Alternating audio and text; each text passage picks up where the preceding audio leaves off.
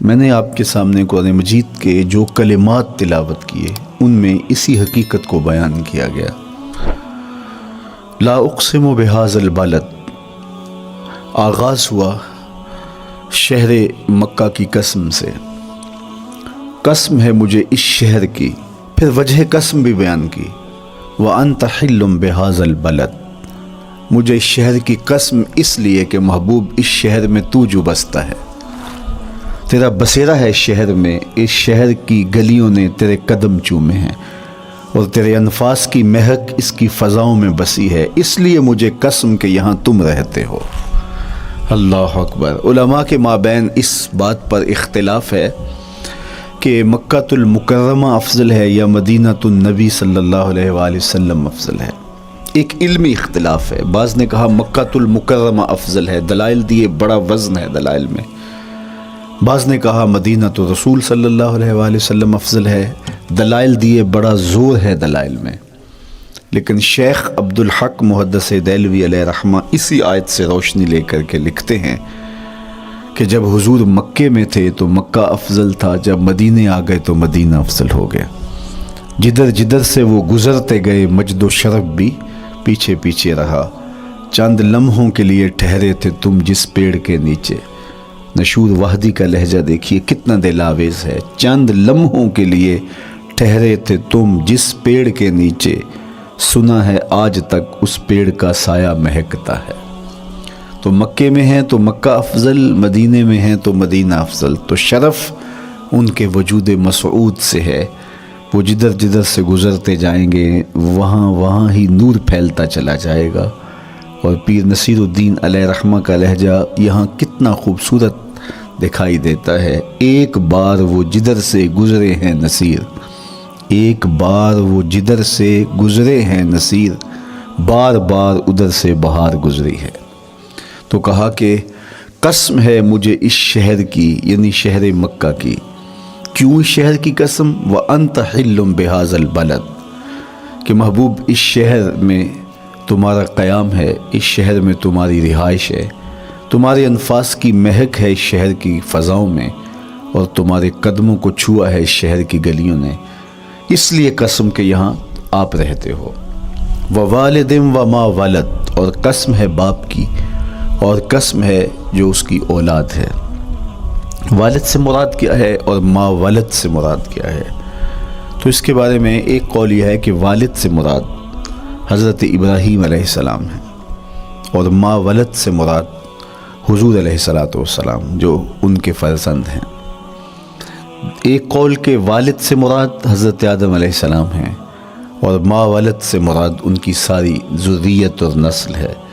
تیسرا قول کہ والد سے مراد حضور علیہ السلام ہیں، اور ما ولد سے مراد حضور علیہ السلام کی ساری امت، حضور علیہ السلام کی ساری آل اطرت، حضور کے اصحاب۔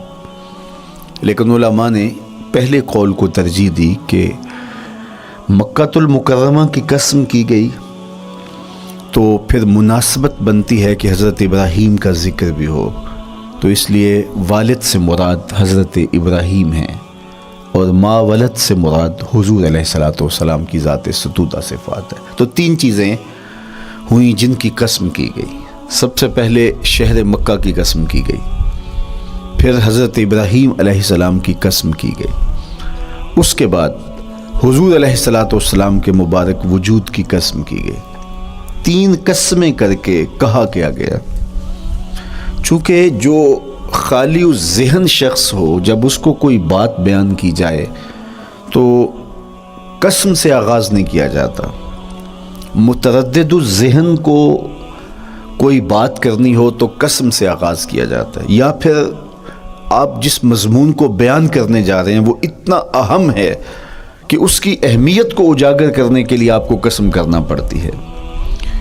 تو یہ جو ماں بعد کا مضمون ہے جس کو میرے رب نے بیان کیا، اس سے قبل ایک نہیں، دو نہیں، تین قسمیں کی، تو پھر کان تو کھڑے ہو گئے، سماعتیں تو بچھ گئیں کہ وہ کون سی شے ہے جس کو بیان کرنا مقصود ہے، اور اس سے قبل قسم پہ قسم کی جا رہی ہے۔ قسم محبوب شہر مکہ کی، قسم محبوب تیرے والد بزرگوار حضرت ابراہیم علیہ السلام کی، اور قسم تیرے پاکیزہ وجود کی۔ اب انسان بالکل سماعتیں بچھا کے منتظر ہے کہ قسم کی کس بات کی جا رہی ہے، کس بات پہ قسمیں ہو رہی ہیں۔ تو جواب آیا، قسم محبوب شہر مکہ کی جس میں آپ رہتے ہو، قسم آپ کے والد بزرگوار حضرت ابراہیم علیہ السلام کی، اور قسم آپ کے پاکیزہ وجود کی۔ لقد خلقنا الانسان فی کبد، ہم نے انسان کو مشقتوں میں رہتا پیدا کیا ہے۔ یعنی انسان کی زندگی کے اندر مشقتیں، مشکلیں، آلام، مصائب، حالات کی تلخیاں، سخت مراحل، یہ اس کی زندگی کا حصہ ہے، اور ہم نے اس کو ڈیزائن اس طرح کیا ہے کہ یہ ان ساری مشکلات سے نہ بردآزما ہوگا اور حالات کی تلخیوں کا مقابلہ کرے گا، اور خیر و شر کے ساتھ ساری زندگی اس کا تعلق رہے گا۔ تو یہ اگر سخت جان ہوا تو زندگی میں کامیاب اور بامراد ہوا، اور اگر یہ کمزور ہوا تو پیچھے رہ جائے گا۔ اور اس کے لیے جو قسمیں کی ہیں وہ تین ہیں۔ قسم کا اور جواب قسم کا تعلق ہوتا ہے، یعنی جس پہ قسم کی جا رہی ہے تو جو قسم کی جا رہی ہے اس کا کوئی آپس میں تعلق ہوگا۔ جب پھولوں کا ذکر کریں گے تو پھر اس کے متعلقات ہی بعد میں بیان کریں گے۔ اس کسی نے کہا تھا جنگل میں کوئی مے خار مرا ہے، جنگل میں کوئی مے خار مرا ہے، اسے انگور کے پتوں کا کفن دو۔ میاں جنگل میں مرنے والے شخص کو کسی اور درخت کے پتوں کا بھی تو کفن دیا جا سکتا ہے، لیکن صاحب مرنے والا مے خار ہے، اور شراب کشید کی جاتی ہے انگور سے، تو اس کو تو ٹھنڈ تب بھی پڑے گی کہ انگور کے پتوں کا کفن دیا جائے۔ تو مناسبات ہوتی ہیں۔ تو اب جب قسم کی گئی تو قسم تین چیزوں کی گئی، اور اس کی جواب قسم سے مناسبت کیا بنتی تھی؟ انسان کو مشقتوں میں رہتا پیدا کیا گیا، حالات کی تلخیوں سے گزرتا ہے، سخت تربیتی مراحل سے اس کو گزرنا پڑتا ہے۔ تو اس چیز کو بیان کرنے سے قبل تین قسمیں کی گئی۔ پہلی قسم میرے حضور کے پاکیزہ شہر کی، مکہ المکرمہ کی، اس لیے کہ مکہ المکرمہ میں دیکھ لیجئے کہ صحابہ اور حضور کے ماننے والوں نے کیسے تلخ زندگی کاٹی۔ شجر اسلام ثمر بار ہوا تو ہمیں تو یہ کھلے ہوئے پھول دکھائی دیتے ہیں، لیکن ہم نہیں بھول سکتے کہ بلال حبشی کی پیٹھ پہ کیسے کوڑے برسے اور احد احد کیسے پکارتے رہے۔ تو ہم اس منظر کو دیکھیں، مکہ کے ان حالات کو دیکھیں، تو اس لیے قسم کی مکے کی، اور پھر حضرت ابراہیم علیہ السلام کی قسم کی، چونکہ حضرت ابراہیم نے جس قدر اذیتوں سے گزر کر کے، مصائب آلام کا سامنا کر کے، حالات کی تلخیوں کا مقابلہ کر کے اپنا راستہ بنایا اور اپنے رب کی رضا پائی، وہ تاریخ کا ایک انوکھا باپ ہے۔ اس سے بڑھ کر کیا ہوگا کہ جلتی ہوئی آگ میں چھلانگ لگا دی رب کے حکم کی تعمیل میں، بیٹے کی گردن پہ چھری رکھ دی۔ یہ تماشا لب بام نہیں تھا، منا کی وادی میں وہ انوکھا واقعہ رقم ہوا کہ آج بھی تاریخ انگشت بدندہ ہے کیا ایک باپ، اور وہ اس بیٹے کو ذبح کرنے کے لیے آمادہ ہو گیا جو اس کی آنکھوں کا نور ہے اور دل کا قرار ہے۔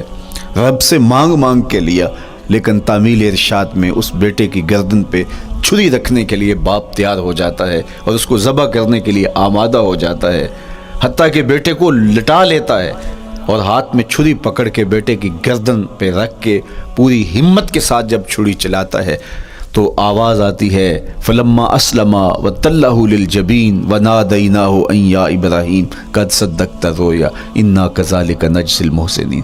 ابراہیم بس کرو، تم نے واقعی خواب پورا کر دکھایا۔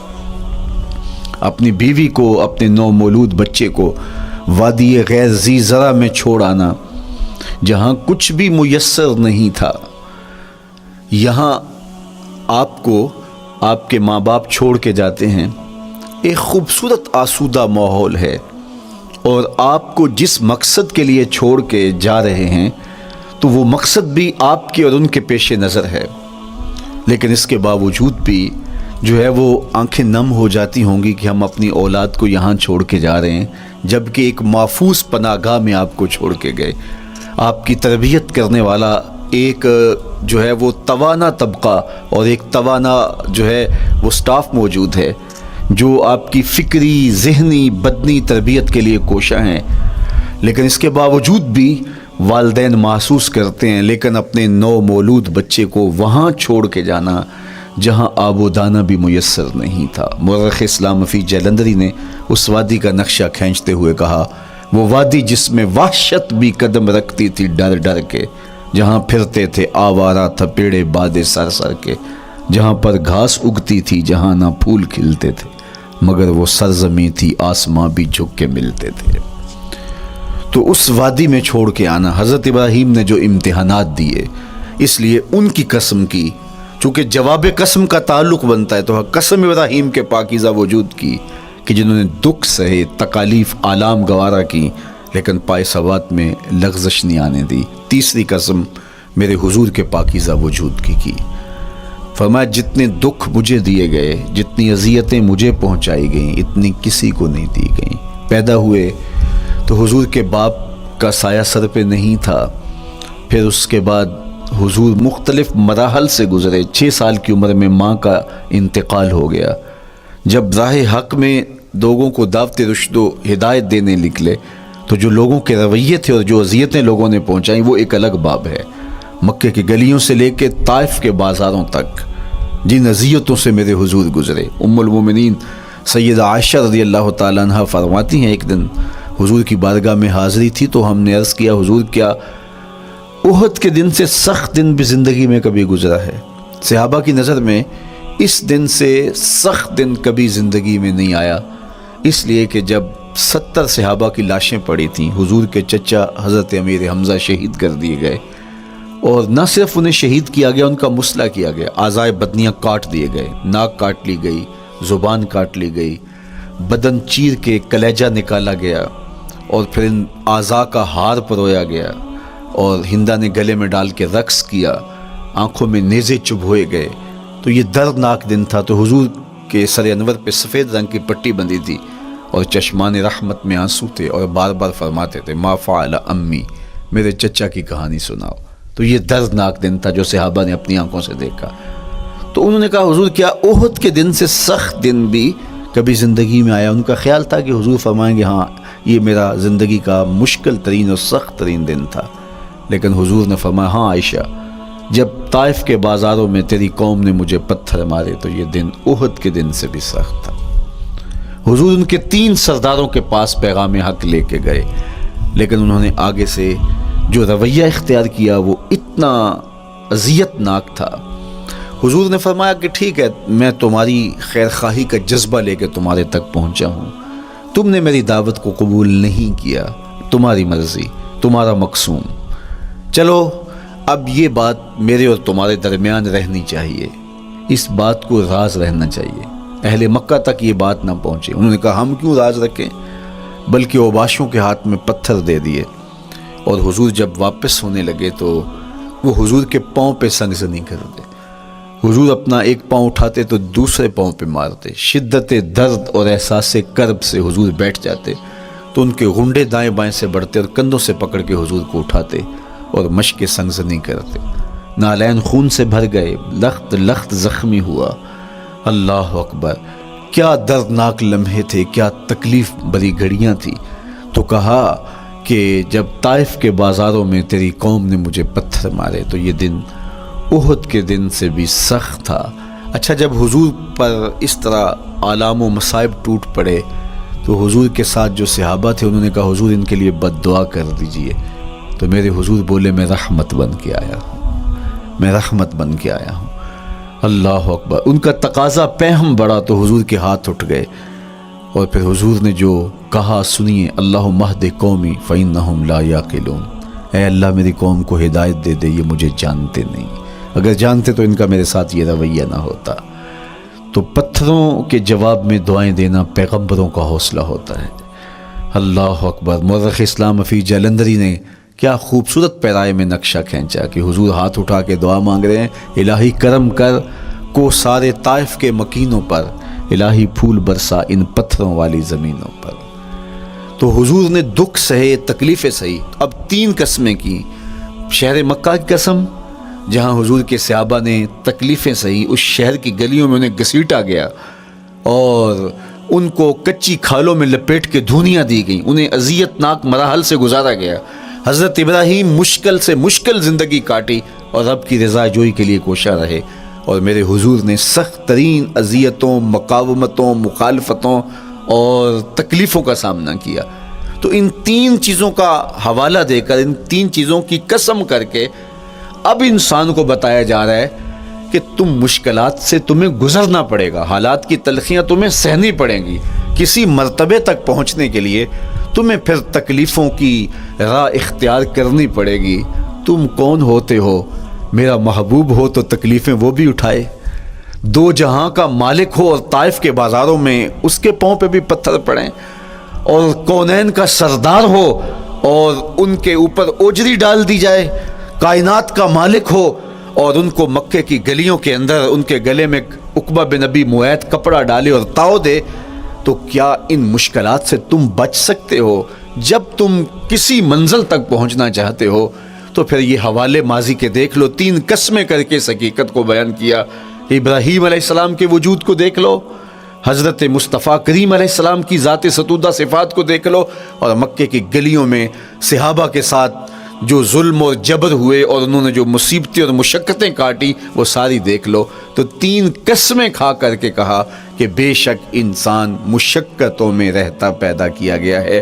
اس لیے قافلہ انسانی کے وہ افراد جو کسی منزل کے متلاشی ہوتے ہیں، جو جستجو کی زندگی بسر کر رہے ہوتے ہیں، ان کو پھر مشکلات سے گزرنا پڑتا ہے اور حالات کی تلخیاں ان کو گوارا کرنا پڑتا ہے، کشاکش حیات سے ان کو ٹکرانا پڑتا ہے، اور ان کو آگے بڑھنے کے لیے ان کو تکلیفوں سے گزر کر کے، جان گسل مراحل سے گزر کر کے پھر منزل کی طرف عازم سفر ہونا پڑتا ہے۔ کیا میں نے اس خاکدان سے کنارہ، جہاں رزق کا نام ہے آب و دانہ، پلٹنا جھپٹنا جھپٹ کر پلٹنا، لہو گرم رکھنے کا ہے ایک بہانہ، پرندوں کی دنیا کا درویش ہوں میں کہ شاہی بناتا نہیں آشیان۔ تو زندگی مشکل مراحل سے گزر جانے کا نام ہے۔ اقبال نے کہا تھا ہے شباب اپنے لہو کی آگ میں جلنے کا نام۔ یہ زندگی آسان نہیں ہے، یہ حالات کی تلخیوں کا مقابلہ کرنے کا نام ہے، یہ ضبط نفس کا نام ہے، یہ اپنے من کی تربیت کا نام ہے۔ حضرت امام راضی آیت کریمہ کے تحت لکھتے ہیں کہ جب بچہ شکم مادر میں ہوتا ہے تو وہ تین پردوں میں ہوتا ہے، ایک جھلی کا پردہ، ایک رحم مادر کا پردہ اور ایک پیٹ کا پردہ۔ تو تین پردوں میں وہ بیچارہ بڑی عجیب سی حالت میں ہوتا ہے۔ یہ اس کا پہلا مرحلہ ہے تخلیق کے بعد، اس کے بعد پیدائش کا دوسرا مرحلہ ہے، یہ زچہ بچہ دونوں کے لیے موت و حیات کے مرحلے ہوتے ہیں۔ اس کے بعد وہ پیدا ہوا، اس دنیا پہ آیا، تو اس کی مشکل کیا ہے؟ زبان ہے بولنا نہیں جانتا، دیکھتا ہے پہچان نہیں سکتا، سنتا ہے سمجھ نہیں سکتا، ہاتھ ہیں پکڑ نہیں سکتا، ٹانگیں ہیں چل نہیں سکتا۔ کتنی مشکل بن گئی، یہ سب کچھ چیزیں ہونے کے باوجود بھی وہ بے بس دکھائی دیتا ہے، اس کو دودھ مانگنے کے لیے بھی رونا پڑتا ہے۔ تو یہ ایک مرحلہ تھا۔ پھر آہستہ آہستہ اس نے بولنا سیکھا، ایک ایک حرف کر کے، لفظ لفظ جوڑ کے وہ جملے مکمل کرتا رہا۔ آج تو زبان کا طوطی بولتا ہے، آج تو بات کریں تو جو ہے وہ ماحول تھم جاتا ہے، لیکن انسان ذرا پلٹ کے آغوش مادر میں تیری ماں نے ایک ایک حرف تجھے سکھایا تھا، ایک ایک لفظ تجھے سکھایا تھا، لفظ لفظ کر کے، حرف حرف کر کے جملے بنے، اور آج تیری گفتار کی شوخی کے تذکرے زمانے میں ہیں، تو پھر تجھے بولنا سکھایا۔ تو چل نہیں سکتا تھا، آج تیری جو ہے وہ جولانیاں دیکھنے والی ہیں، تیری رفتار کو کوئی چھو نہیں سکتا ہے، تیری آنکھوں کی بجلیاں آج عقابوں سے بڑھ کر ہیں، آج تیرے کانوں کے اندر نغموں کا جہاں آباد ہے، آج تیرے ہاتھوں کی گرفت کہ آگے شیر غراں بھی ہو تو وہ بھی بے بس ہو جاتا ہے، لیکن دیکھ تو کتنا مجبور تھا۔ اچھا چلو وہاں سے آگے آئے، پھر زندگی کو سیکھنا پڑتا ہے، آداب سیکھنے پڑتے ہیں، کس سے کیا بات کرنی ہے سیکھنا پڑتا ہے، آگے بڑھے، جوانی کی دہلیز پہ پہنچے۔ جوانی انسان کی زندگی کا باقپن ہوتا ہے، عروج ہوتا ہے، اللہ اکبر، لیکن جوانی کو تقدس معاب رکھ کے منزل تک پہنچانا یہ سب سے مشکل مرحلہ ہوتا ہے، چونکہ جذبات بے قابو ہیں، خواہشیں آوارہ ہیں، اور تا حد نظر نظارے ہی نظارے جو دل کو کھینچتے ہیں۔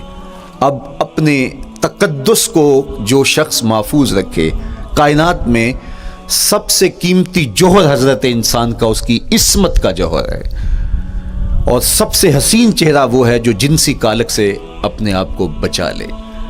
تو جوانی ہو، بانکپن ہو، اور پھر اپنی خواہشات کو بے قابو نہ ہونے دیا جائے، سب سے مشکل مرحلہ پوری زندگی میں یہ آتا ہے۔ کسی نے کہا تھا کتاب زیست کا ایک اور باب بیت گیا، شباب بیت گیا، ایک عذاب بیت گیا۔ تو شباب کا ختم ہونا اور اس کو خیریت سے منزل تک پہنچنا، یہ کتنا بڑا مشکل مرحلہ ہوتا ہے، جس کا جوانی میں باطن کا چہرہ مسخ ہو جاتا ہے اور جنسی کالک سے جو چہرہ آلودہ ہو جاتا ہے، اس کا عفت کا دامن داغدار ہو جاتا ہے۔ تو اس لیے وہ چہرہ تاباں ہے، وہ چہرہ روشن ہے، وہ چہرہ منور ہے جو اپنے آپ کو کالک نہیں لگنے دیتا اور اپنی عصمت کی حفاظت کرتا ہے۔ میرے حضور نے بھی ارشاد فرمایا، سبعۃ یظلھم اللہ تعالی فی ظلہ یوم لا ظل الا ظلہ، 7 اشخاص ایسے ہیں قیامت کے دن جب کوئی سایہ نہیں ہوگا، اللہ ان کو اپنے عرش کا سایہ عطا کرے گا۔ ان میں سے پہلا شخص امام عادل حکمران، دوسرا شخص وشاب نشأ فی عبادت اللہ، وہ جوان جس کی جوانی اللہ کی عبادت میں بسر ہوئی، تیسرا وہ شخص ورجل قلبہ معلق بالمساجد، وہ شخص جس کا دل مسجد میں لگتا ہے، مسجد میں جمتا ہے، اور چوتھا شخص ورجل دعتہ امرأۃ ذات منصب وجمال فقال انی اخاف اللہ، وہ شخص جس کو دعوت گناہ ملی اور حسن قدموں میں بچھنے کے لیے بےتاب ہوا، اور اس نے کیا کہا، انی اخاف اللہ، میں اللہ سے ڈرتا ہوں، میرا اللہ مجھے دیکھ رہا ہے۔ میرے حضور نے فرمایا قیامت کے دن جب کوئی سایہ نہیں ہوگا، اللہ اس کے اوپر اپنے عرش کا سایہ تان دے گا۔ جو اپنی عصمت کے جوہر کو بچا گیا، تو یہ ایک مشکل مرحلہ تھا اپنی جوانی کے تقدس کی حفاظت کرنا۔ میرے حضور نے ارشاد فرمایا انا حبیب اللہ، میں اللہ کا حبیب ہوں۔ جو جوان جوانی میں توبہ کرتا ہے وہ بھی اللہ کا حبیب ہے۔ کتنا بڑا اعزاز ہے اور کتنا بڑا کمال ہے جو شخص کو ملتا ہے جو جوانی میں اپنی عصمت کے تقدس کی حفاظت کرتا ہے، اپنی آبرو پہ پہرا دیتا ہے، اپنی نظروں کی حفاظت کرتا ہے، اپنی سوچوں کو آوارہ نہیں ہونے دیتا، اپنے خیالوں کو بھٹکنے نہیں دیتا، اپنی خواہشات کو بے قابو نہیں ہونے دیتا۔ تو یہ مشکل ترین لمحہ تھا۔ اس کے بعد امام راضی کہتے ہیں اب شادی کا مرحلہ ہوا، تو پہلے خود اپنی ذمہ داری تھی، اب کسی کا بوجھ بھی اٹھانا پڑا، یہ اگلی مشکل آ پڑی۔ پھر بچے ہوئے تو پھر اپنی زندگی تو ختم ہو گئی، پھر ساری زندگی، پھر بڑھاپے میں چلے جائیں، ارذل العمر تک چلے جائیں، یہ ساری زندگی مشکلات لقد خلقنا الانسان فی کبد۔ تو ہمیں عملی طور پہ مشکلات کے مقابلے کے لیے تیار ہونا چاہیے۔ دیکھیے ہم جب شکار کرنے جاتے ہیں اور وہ خطرناک جنگل ہو جس میں شیر، بھیڑی اور دیگر جانور بھی ہوں، تو پھر ہم حفظ ما تقدم کے طور پہ سب کچھ ساتھ لے کے جاتے ہیں اور اس انداز سے جاتے ہیں کہ ہمارے اوپر اگر کوئی حملہ ہو تو بچاؤ کی یہ تدبیر ہو۔ تو ہم عملی طور پہ اس کے لیے خود تیار ہوتے ہیں، تو پھر کوئی ہونے والا حملہ غیر متوقع نہیں ہوتا اور ہم اس کے لیے اپنے آپ کو مستعد اور فعال پاتے ہیں۔ اسی طرح میں اور آپ اگر زندگی کے اس فلسفے سے آگاہ نہیں ہوں گے کہ زندگی مشکلات کا مجموعہ ہے، حالات کی تلخیاں ساری زندگی ہمارے ساتھ رہیں گی، تو کوئی بھی تکلیف، کوئی بھی اذیت، کوئی بھی ایسا واقعہ جو ہم نہیں چاہ رہے ہوں گے وہ روح پذیر ہوگا تو ہم گھبرا جائیں گے اور پھر اس وقت ہم دکھی ہو جائیں گے۔ اس لیے ہمیں یہ قرآن نے سکھایا ہے کہ تم عملی طور پہ زندگی کی سختیوں کا مقابلہ کرنے کے لیے آمادہ اور تیار ہو جاؤ۔ قرآن مجید میں جو صبر کا لفظ ہے اس کا مفہوم یہ ہے کہ حالات کی جو تلخیاں تمہارے اوپر آتی ہیں، وہ غربت بھی ہو سکتی ہے، وہ بیماری بھی ہو سکتی ہے، وہ لوگوں کی عداوت اور دشمنی بھی ہو سکتی ہے، وہ اور بہت ساری چیزیں ہوتی ہیں، وہ جنگوں کی حالت کا بپا ہو جانا اور تمہارا دشمنوں کے نرغے میں گر جانا، یہ سب کچھ ہو سکتا ہے۔ تو اس کے اوپر استقامت کے ساتھ تم کھڑے رہو اور تم ان کو برداشت کرنے کی اپنے اندر ہمت اور حوصلہ رکھو، تو پھر وہ تمہارا صبر ہوگا، اور یہ قوت اگر تمہارے اندر پیدا ہو جاتی ہے تو پھر تمہاری زندگی آسان اور سوکھی ہو جاتی ہے۔ لیکن اگر یہ دولت تمہیں نصیب نہیں ہوتی تو پھر ساری زندگی دکھوں اور شکووں سے بھری رہتی۔ اس لیے ہمیں یہ چیز سیکھ لینی چاہیے کہ زندگی نام ہی مشکلات سے نبرد آزما رہنے کا ہے۔ عملی طور پہ ہم دیکھو، ہمیں پتہ ہے سردی آ رہی ہے تو اس کا ہم پہلے انتظام کرتے ہیں، تو سردی ہمیں دکھی نہیں پھر کرتی، ہم سردی سے بھی لطف لیتے ہیں، موسم برسات سے بھی مزہ لیتے ہیں، اور گرمی سے بھی ہم ایک حاص حاصل کر لیتے ہیں اگر ہم اس کو جو ہے اس کے لیے عملی طور پہ اپنے آپ کو تیار کر لیں۔ لیکن اگر ہم اس کے لیے تیاری نہیں کریں گے تو سوائے گھبراہٹ کے اور کچھ نہیں ہوگا۔ تو مجھے اور آپ کو عملاً اپنے آپ کو اس بات کے لیے آمادہ کرنا پڑے گا کہ زندگی ان حالات کی تلخیوں سے ٹکرانے کا نام ہے، اور ساری زندگی ہمیں ان مراحل سے گزرتے رہنا پڑے گا۔ اور قرآن نے جو ہے وہ 3 قسمیں کر کے، اور 3 قسمیں بھی شہر مکہ کی اور محبوب کریم کے پاکیزہ وجود اور جناب ابراہیم علیہ السلام کی، تاکہ تمہیں پتہ چلے جب ان کو بھی ان مراحل سے گزرنا پڑا میں اور آپ کیا بیچتے ہیں۔ اس لیے ہمیں اپنی زندگی کو ان راہوں پہ ڈالتے ہوئے صبر اور استقامت، اب صبر اور استقامت کی دولت ہمیں کیسے نصیب ہوگی، یہ دولت کس طرح، یہ قوت راسخہ ہمارے اندر کیسے پیدا ہوگی، اور کس طرح ہمارے من کے اندر یہ چیزیں سمائے گی۔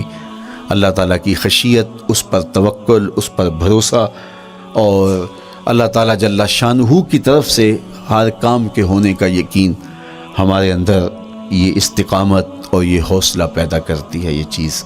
اس لیے مجھے اور آپ کو اپنی پوری زندگی میں اس عمل سے گزر کر کے اپنے آپ کو مضبوط ترین صورتحال میں لا کے کھڑا کرنا پڑے گا، اور یہی زندگی کا جمال ہے۔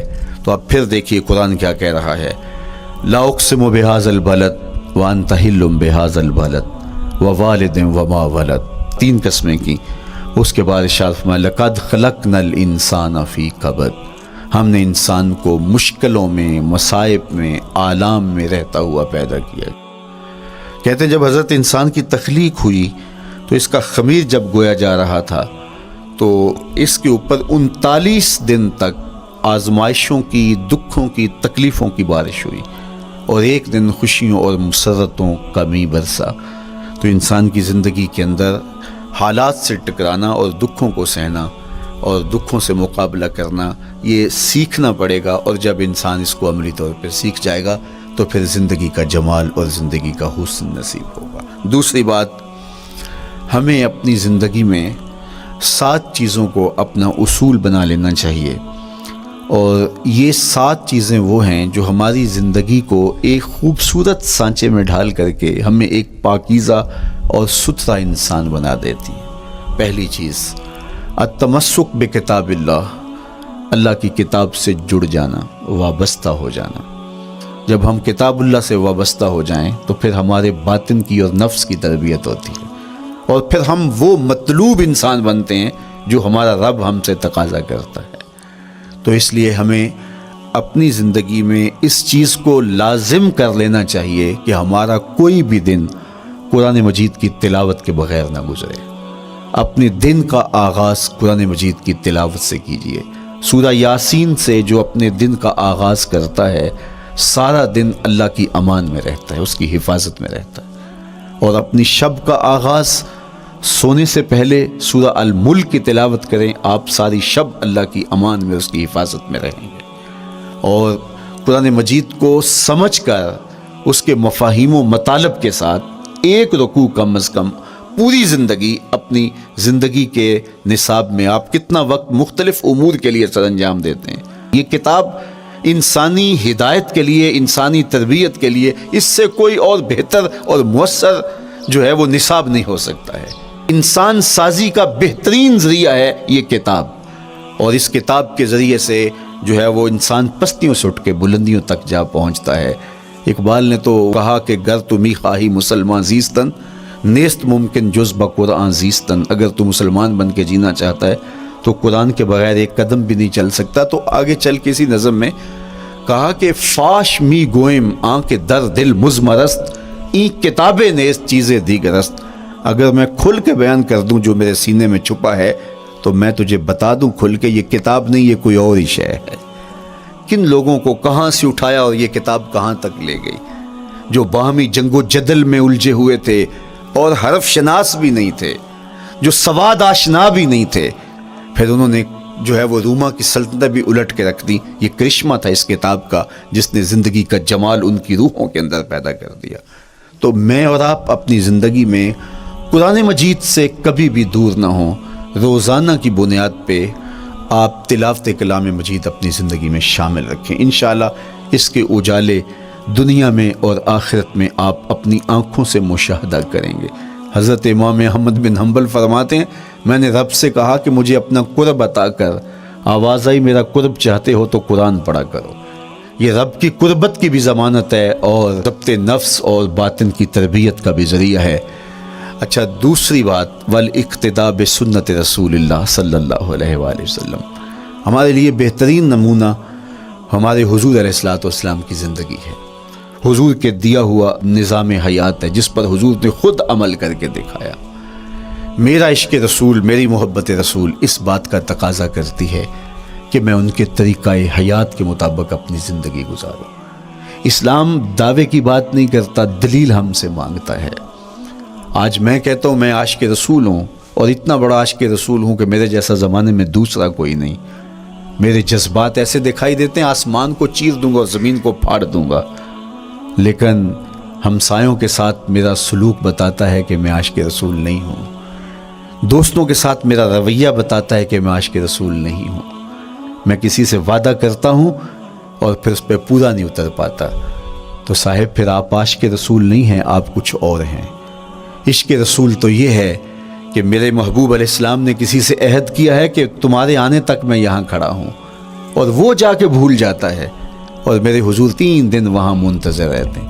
وہ اچانک گزرا اور دیکھا تو حضور علیہ الصلوۃ والسلام کھڑے ہیں تو خود پریشان ہوا. صرف اتنی بات اسے کہی صاحب تو نے مجھے مشکل میں ڈال دیا، تو نے مجھے مشقت میں ڈال دیا. عہد کیا ہے تو پھر اس کی پاسداری نبھا کے دکھائی. اللہ اکبر.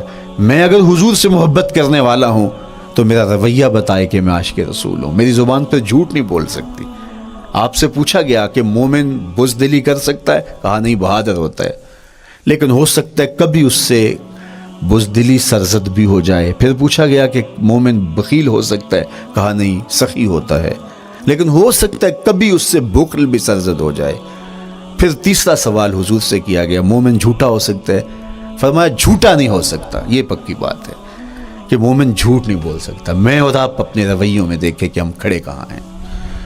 آج ہم ان جگہوں پہ بھی جھوٹ بولتے ہیں جہاں جھوٹ بولنا ہماری مجبوری بھی نہیں ہوتی، چونکہ یہ ہماری فطرت ثانیہ اور عادت بن چکا ہے اور ہم اس کو برا ہی نہیں سمجھتے. جبکہ جھوٹ جب کوئی شخص بولتا ہے حدیث پاک میں آتا ہے اس کے منہ سے بدبو نکلتی ہے، رحمت کے فرشتے 1 میل دور ہٹ جاتے ہیں اس سے. اور سویر سے شام تک جب ہمارے معمولات یہ ہوں تو پھر ہم کہاں کھڑے ہیں اور رحمت کے فرشتے کہاں کھڑے ہیں؟ تو حضور علیہ الصلوۃ والسلام کی سنت کا اتباع حضور کی محبت کی دلیل ہوگی. امام قرطبی نے لکھا ہے اللہ کی محبت کا کوئی دعویٰ کرے تو کیا دلیل ہوگی کہ یہ واقعی محب الہی ہے؟ تو کہا اللہ سے محبت کا دعویٰ کرنے والے کے لیے دلیل یہ ہے کہ وہ قرآن سے پیار کرے. قرآن سے پیار اور قرآن سے محبت کی دلیل یہ ہے کہ حضور کا پیار سینے میں رکھے. حضور سے محبت کی دلیل یہ ہے کہ سنت رسول سے پیار کرنے والا ہو، اور سنت رسول سے پیار کرنے کی دلیل یہ ہے کہ بدعات سے اجتناب کرنے والا ہو. ہر وہ طریقہ جو میرے حضور نے نہیں دیا اس کو اختیار نہ کرے، اس طریقے کو اختیار کرے جو حضور علیہ الصلوۃ والسلام کا عطا کرتا ہے. تیسری بات عقل الحلال. یہ وہ بنیادی اصول ہیں جو ہماری زندگیوں میں اتر جانے چاہیے اور ہم ایک صالح اور خوبصورت انسان بن کے اس معاشرے کا حصہ بن سکتے ہیں. عقل حلال زندگی میں شامل ہو تو زندگی کو جمال نصیب ہوتا ہے اور باطن اور ظاہر کو طمانینت نصیب ہوتی ہے. اگر رزق پاک نہیں ہے تو آپ کعبے بھی جائیں تو وہاں بھی آپ محروم پلٹیں گے. میرے حضور علیہ الصلوۃ والسلام نے فرمایا ایک بندہ لمبا سفر کر کے گیا، اشعث اغبر کے لفظ ہیں کہ اس کے بال بکھرے ہوئے ہیں، سفر کی گرد پڑی ہوئی ہے اور لباس بھی پھٹا ہوا ہے، شکستہ حالت، پراگندہ صورت، اور کھڑا ہے کعبۃ اللہ کے سامنے. یمد یدیہ، دونوں ہاتھ لمبے کر کر کے دعا مانگ رہا ہے اور کیا کہتا ہے؟ اے اللہ ومطعمہ حرام ومشربہ حرام وملبسہ حرام وغذی بالحرام. فرمایا اس کا کھانا حرام کا ہے، اس کا پینا حرام کا ہے، اس نے جو لباس پہنا وہ حرام کا ہے۔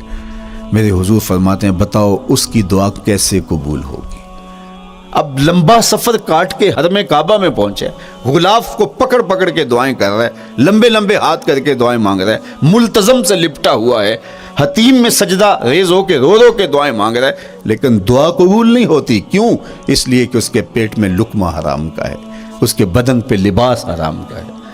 تو اسلام نے جتنا زور حلال کمانے، حلال کھانے اور حلال اختیار کرنے پر دیا ہے، تو ایک مومن اگر اسلام کے مبادیات سے بھی آگاہ ہو تو اس کی تو زندگی کے اندر جو ہے وہ حرام گھس ہی نہیں سکتا ہے، بلکہ وہ مشکوک سے بھی اجتناب کرے۔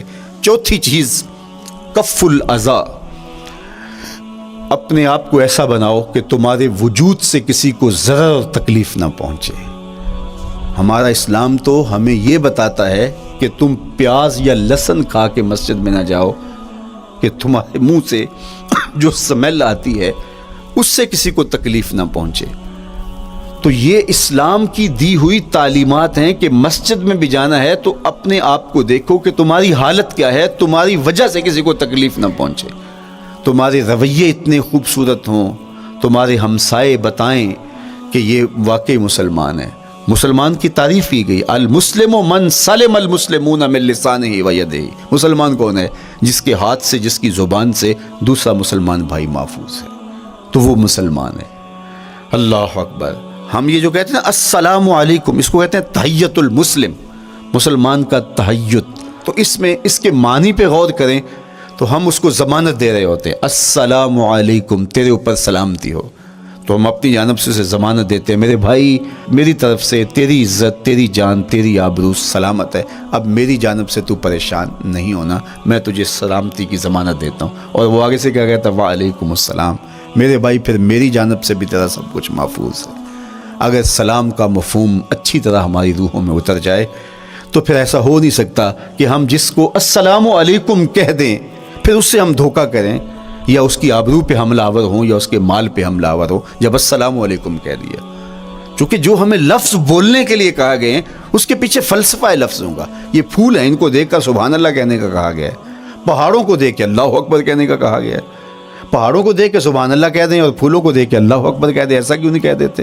لیکن نہیں، اس لیے کہ جب پہاڑوں کو دیکھتے ہیں تو دل میں ان کی ہیبت پیدا ہوتی ہے۔ اتنے بڑے پہاڑ، سمندر کو دیکھتے ہیں تو اس کی ہیبت پیدا ہوتی ہے، اتنا بڑا سمندر تا حد نظر پھیلا ہوا، تو جب اس کی بڑائی پیدا ہونے لگتی ہے تو فوراً پلٹایا گیا اللہ کی بڑائی کی طرف اور کہا بول اللہ اکبر، یہ نہیں میرا اللہ بڑا ہے۔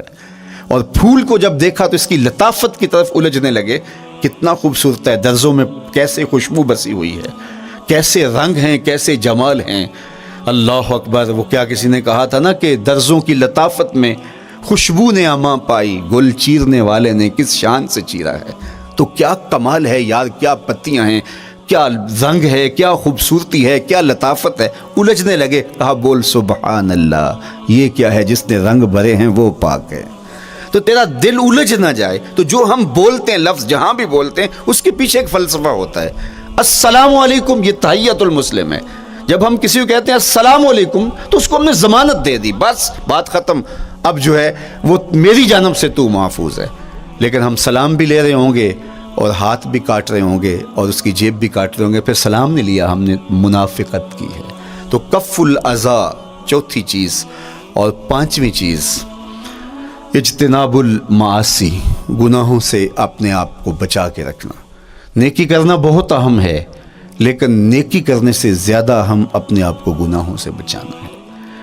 چونکہ شر کی قوتیں ہمارے ساتھ جڑی ہوئی ہیں، اس لیے اپنے آپ کی حفاظت جب ہم کریں گے تو ہم ایک اچھی صورت میں آگے بڑھیں گے۔ اور چھٹی چیز وہ ہے التوبہ۔ توبہ تسلسل کے ساتھ کرتے رہیے۔ یہ تصور کہ بڑھاپے میں توبہ کریں گے، یہ تصور کہاں سے آیا؟ یا ہمارے ہاں آج کل یہ کلچر پیدا ہوا ہے کہ لیلۃ القدر یا شبرات کے دن سارے جڑ کے توبہ کرنے بیٹھ جاتے ہیں اور پورا سال اپنی مرضی کی زندگی گزارتے ہیں۔ ایسا نہیں ہے۔ میرے حضور کے دامن پہ ایک بھی گناہ کا دھبا نہیں تھا۔ ہم نبیوں کی عصمت کے قائل ہیں، کسی نبی پر کوئی گناہ کا دھبا نہیں ہوتا۔ اگر اس امکان کو بھی تسلیم کر لیا جائے تو ساری شریعت مشکوک ہو جاتی ہے۔ لیکن اس کے باوجود حضور فرمایا میں دن میں اللہ سے 100 بار توبہ کرتا ہوں، ایک دن میں 100 مرتبہ توبہ کرتا ہوں۔ میں اور آپ دیکھیں کہ ہم کیا اس معمول کو اپنی زندگی میں شامل کیے ہوئے ہیں۔ جب انسان توبہ کرتا ہے، جب غسل کر لیتا ہے نا ایک دفعہ، تو پھر وہ بچ بچ کے چلتا ہے کہ کوئی گرد دوبارہ پڑ نہ جائے، اور جب وہ لتھڑا ہوا ہو تو پھر اس کو پرواہ بھی نہیں ہوتی۔ اس لیے ہمیں بار بار غسل کرنے کی، بار بار توبہ کرنے کی تلقین کی گئی ہے، تاکہ ہم پھر نئے گناہوں سے بچتے رہیں گے۔ تو اپنی زندگی میں توبہ کا تسلسل کیجئے، شام سویرے صبح بار بار اللہ سے توبہ کی اور رجوع کیجئے۔ اور آخری چیز ادا الحقوق، حقوق کا ادا کرنا۔ ہمارے ذمے جو حقوق عائد ہوتے ہیں وہ ہمارے والدین کے ہیں، وہ ہمارے بہن بھائیوں کے ہیں، وہ ہمارے دوستوں کے ہیں، ہمسایوں کے ہیں، ہمارے اساتذہ کے ہیں، کلاس فیلوز کے ہیں۔ وہ حقوق حتیٰ کہ جانوروں کے کیوں نہ ہوں، تو ان حقوق کو ہم ادا کرنے والے دستبردار نہیں ہو سکتے ہم ان حقوق سے۔ یہ مومن کی زندگی ہے، یہ ہمارا نظم حیات ہے، یہ اسلام کا دیا ہوا منشور ہے، یہ طریقہ زندگی ہے کہ ہم ایک ایک کے حق کو ادا کرتے ہوئے اپنی زندگی کو بسر کریں۔ بالخصوص میں طلباء سے مخاطب ہوں کہ یہ عمر تربیتی اعتبار سے سب سے اہم عمر ہے۔ سیدنا علی المرتضیٰ رضی اللہ تعالیٰ عنہ فرماتے ہیں کہ 15 سال سے لے کر کے 20 سال تک کی عمر میں انسان کے نظریات پختہ ہوتے ہیں اور اس کی عادتیں جمتی ہیں۔ یہ دوسرے کہتے ہیں 13 سے 19 سال تک کی عمر، وہ کہتے ہیں یہ بڑی اہمیت کی حامل ہے۔ تو 13 سے 19 سال یا 15 سے 20 سال تک کی عمر، بعض کا تو ہوتا ہے کہ ابھی بچے ہیں، ماں باپ بھی سستی کرتے ہیں کہ ان کو تہجد کا عادی اب کیوں بنائیں، ابھی تو یہ بچے ہیں، ان کو ان چیزوں سے، چھوٹی چھوٹی چیزوں کا عادی اب کیوں بنائیں، جب بڑے ہوں گے، سمجھدار ہوں گے، ذمہ داریوں کا بوجھ آئے گا، سب کچھ کر لیں گے۔ تو پھر اس وقت کرنا مشکل ہوتا ہے، پھر کر نہیں پاتا بندہ۔ تو جو سیکھنا ہے، جو عادتیں پختہ کرنی ہے، وہ اسی زندگی میں ہوتی ہیں۔ تو یہ آپ کا ایک موقع ہے، آپ کو ایک ماحول فراہم ہوا ہے۔ آپ کے ہمسائے آپ کے کلاس فیلوز ہیں جو آپ کے ساتھ کمرے میں رہ رہے ہیں۔ ہمسائیگی کے حقوق ادا کرنے کا جو انداز ہے وہ یہاں ہی سیکھیے اور اپنے اندر اس کو متحقق کیجیے اور پختہ کیجیے۔ اسی طرح اپنے گفتگو کے لہجوں میں شائستگی، اپنے انداز کے اندر خوبصورتی اور اپنے رویوں کے اندر جمال پیدا کرنے کی کوشش کریں۔ اپنے آپ کو مؤثر بنائیں اور شریعت کے بتائے ہوئے اصول اور ضابطوں کے مطابق آپ جب زندگی کے چند دن گزار لیں گے، پھر زندگی گزارنے کا نشہ آنے لگ جائے گا۔ چونکہ جب ہم اپنی خواہش کی زندگی گزارتے ہیں تو پھر ہم خود بے چین اور مضطرب ہوتے ہیں، اس لیے کہ ہمیں اس طرح زندگی گزارنی چاہیے جس طرح ہمارے رب نے ہمیں بتایا ہے۔ آپ کوئی بھی مشین خریدتے ہیں، کوئی بھی چیز لیتے ہیں تو اس کے ساتھ چھوٹی سی بک دیتے ہیں آپ کو، اس کا طریقہ استعمال بتاتے ہیں کہ اس کو یوں استعمال کرو گے تو دیر پا اس کے فوائد حاصل کرو گے۔ اگر یہ مائک ہم اس طرح استعمال نہیں کرتے، اپنی خواہش سے استعمال کریں گے، تو پھر نتیجہ کیا ہوگا کہ تھوڑے دنوں کے بعد جو ہے وہ خرابی کی طرف سلسلہ چلے گا۔ اس طرح یہ وجود جس پاکیزہ ذات نے بنایا ہے، اس نے ہمیں بتایا ہے کہ اس کو استعمال کیسے کرنا ہے اور اس زندگی کو کیسے گزارنا ہے۔ اور پھر انسان کو ایک ماڈل اور نمونہ بھی چاہیے، تو کہا نمونہ دیکھنا ہے تو محمد عربی کی ذات دیکھ لو، ادھر دیکھتے جاؤ اور زندگی گزارتے جاؤ، دیکھنا تمہاری زندگی کتنی خوبصورت اور کتنی پروقار گزرتی ہے۔